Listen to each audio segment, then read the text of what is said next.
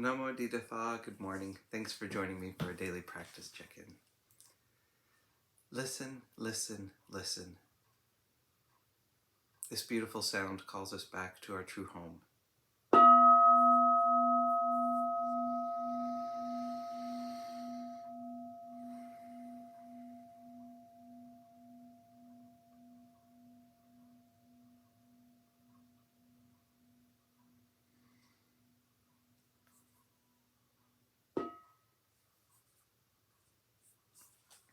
The third mindfulness training.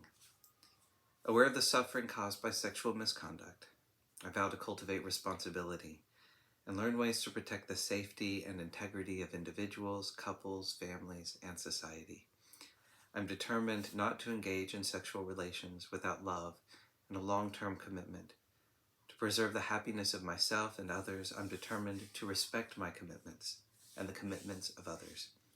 I will do everything in my power to protect children from sexual abuse and to prevent couples and families from being broken by sexual misconduct.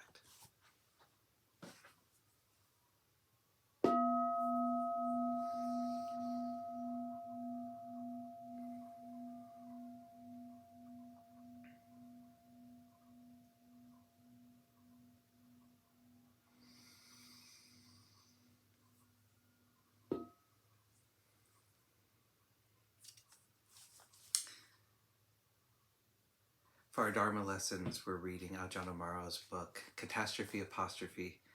This morning we're beginning the section on the development of insight. We have to know for ourselves what is the appropriate practice at any one time. If the mind is very agitated and busy, if attention is scattered and running here and there, that is a sign that we need to develop a quality of focus, a more calm and centered quality of attention. If that is the case, then in sitting meditation we focus on the breath and particularly pay attention to the out-breath, to the exhalation. This is a natural way of calming and settling the mind. If the mind is drifting because it is sleepy and lacking in energy, again, we can benefit from developing steadiness of attention on the present, but we need to develop the energizing side. In that case, it's helpful to pay particular attention to the inhalation, the in-breath, which is the natural way of brightening and energizing the mind. If the mind is quite awake and attention is easily fixed in the present reality, then there is no need to fix the attention on the breath or a special object.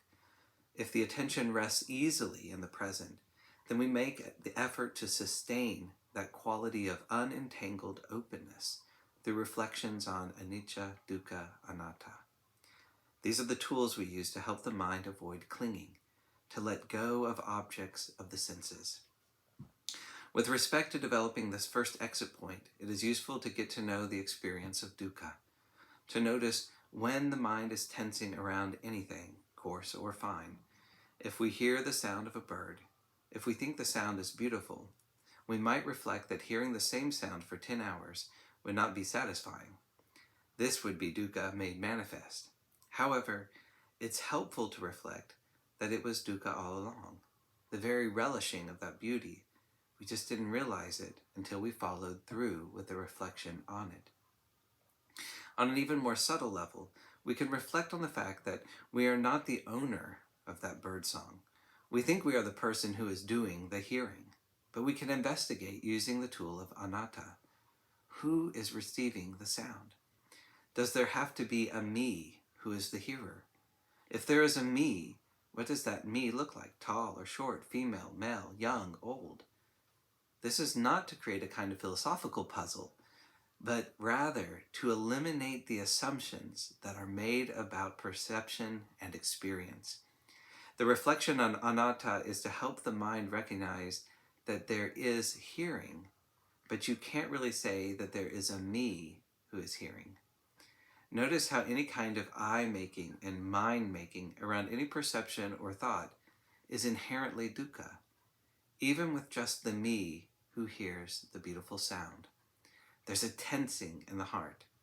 As the Buddha said, I am is a conceiving. I am this is a conceiving. I shall be is a conceiving. I shall not be, is a conceiving. Conceiving is a disease. Conceiving is a tumor. Conceiving is a barb. By overcoming all conceivings, bhikkhu, one is called a sage at peace. And the sage at peace is not born, does not age, does not die. They are not shaken and are not agitated. For there is nothing present in them by which they might be born. Not being born, how could they age? Not aging, how could they die?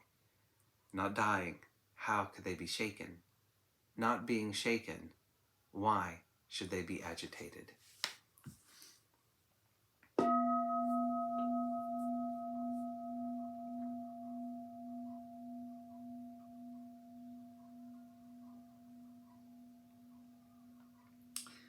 May all beings be well. May all beings be happy. May all beings be at peace. Sadhu, sadhu, sadhu. Thanks for joining me today.